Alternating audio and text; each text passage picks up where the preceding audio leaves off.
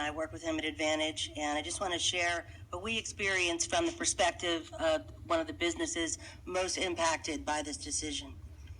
Our landlord is the third property owner there because we've been there over 22 years. And we knew the day might come and we had to move, but we didn't expect that the city and the developer and the property owner would be making these plans for a year before they informed us.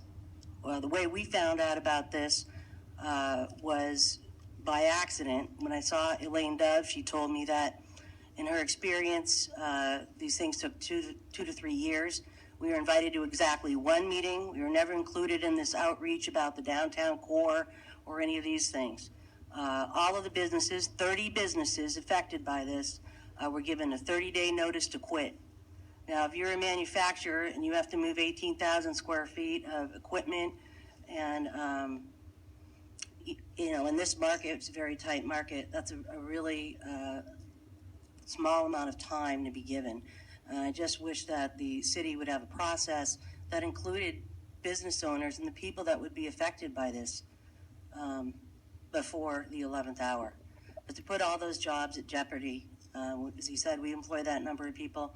And I also want to ask, I'm very proud of the 22 years that we provided these payrolls, but there's also been sales tax.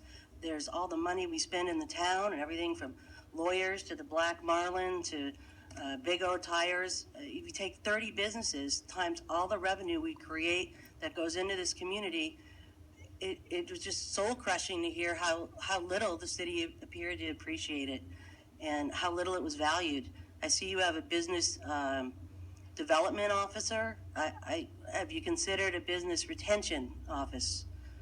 The process was not fair. We've also done a lot more than just employed people. We've given, hundreds of sponsorships of teams and groups. Mike's on the part of the Knights of Columbus and the Knights of Pythias. He's been honored for his work bringing baseball to South Tustin. He was nominated for Man of the Year, Principal of the Day twice at Thorman Curry Elementary. We're actually part of the community, and we stand in contrast to the people who are going to profit from this project, who are we've got a foreign corporation which is known, according to developments they've done in San Diego. There was an article on shoddy construction.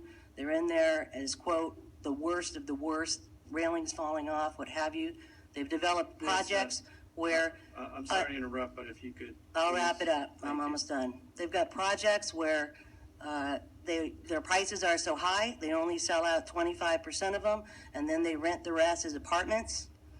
And I'll leave you one final point about them, and then I'll get out of here. When they owned Whistler, which they recently sold to Vail, the owner's son, Mr. Husseinian, I want to make sure I get this correct, according to the testimony of an employee who sued for PTSD, they ran a sled dog operation at this property, and according to this employee, when they had too many dogs, rather than find them homes or euthanize them humanely, he was directed to shoot them in the face and put them in a mass grave. He was unable to get the visions of the dogs with their half-blown, bloody faces writhing around in this pit out of his mind. And the story is well known in Canada. It's documented. The SPCA got involved. And this is the caliber of developer you bring into the city and displacing 30 businesses with no notice for. Okay.